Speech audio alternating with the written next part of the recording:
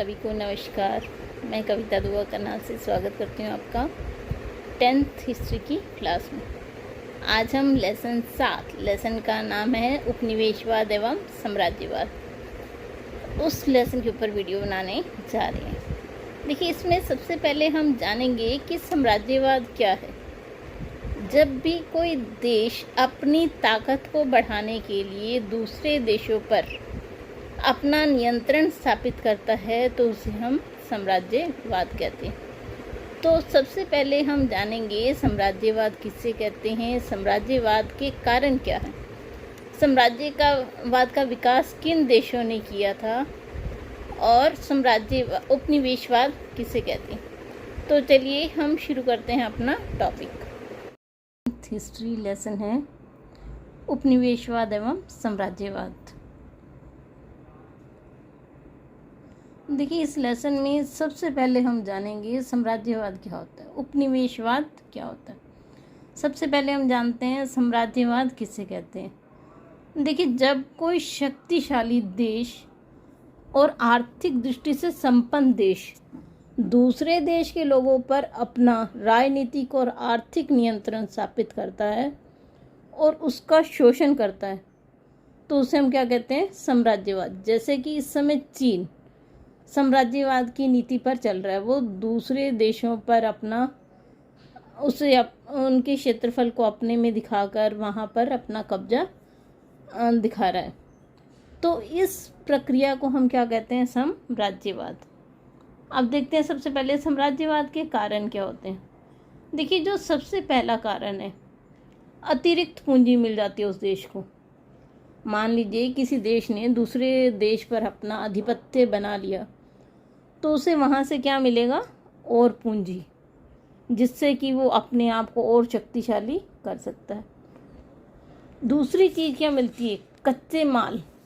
देखिए, बहुत से देश ऐसे हैं जहाँ प्राकृतिक संसाधन ना के बराबर हैं, तो ऐसे देश उन देशों पर अपना अधिकार जमाने की कोशिश करते हैं जहाँ की प्राकृतिक संसाधन बहुत अधिक मात्रा में हो, तो इससे उन्हें वहाँ अपने देश के लिए कच्चा माल मिल जाता है।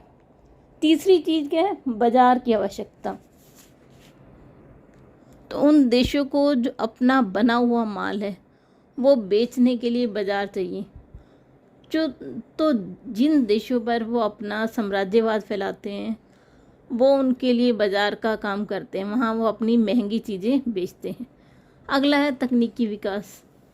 कई चीज़ें जो उनके देश में नहीं उपलब्ध होती वो वहाँ से उसकी तकनीक की जानकारी लेकर अपने देश का विकास करते हैं।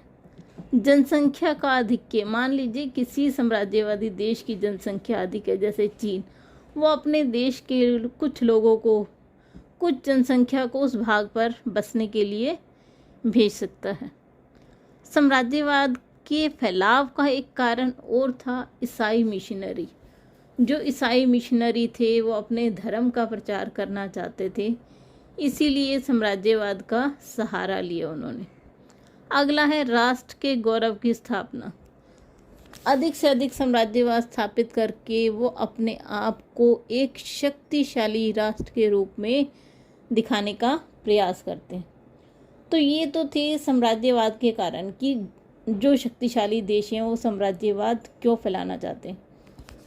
अब हम आगे जान लेते हैं कि साम्राज्यवाद के विकास किन देशों ने किया है, मतलब कौन से ऐसे प्रमुख देश हैं जिन्होंने साम्राज्यवाद को फैलाया।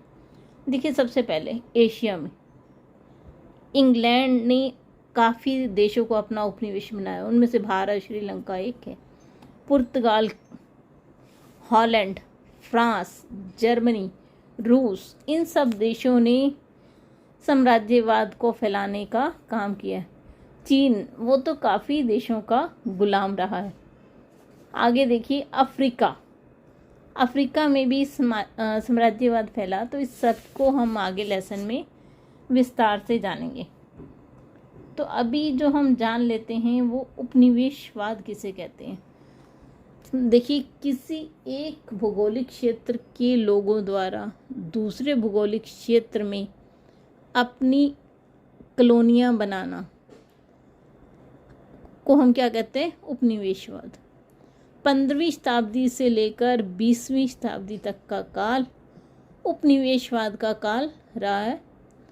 इस काल में यूरोप के लोगों ने विश्व के विभिन्न भागों को उपनिवेश अपना गुलाम बनाया, जैसे कि भारत ब्रिटिश साम्राज्य का गुलाम रहा है, श्रीलंका। चलिए आगे हम जानते हैं।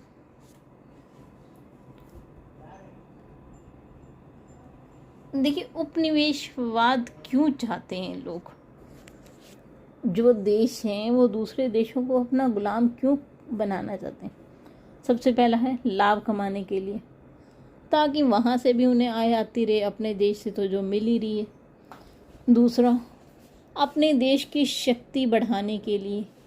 तीसरा, मातृ देश में सजा से बचने के लिए। चौथा, स्थानीय लोगों का धर्म बदलवाकर उन्हें उपनिवेशी के धर्म में शामिल करने के लिए। मान लीजिए किसी का ईसाई धर्म है और वो दूसरे देश को अपना गुलाम बनाता है, तो वहाँ उस धर्म का प्रचार करता है। तो ये मुख्य कारण थे उपनिवेशवाद बनाने के। अगर आपको वीडियो पसंद आए तो लाइक ज़रूर कीजिए और चैनल को सब्सक्राइब ज़रूर कीजिए। आप सभी का बहुत बहुत धन्यवाद।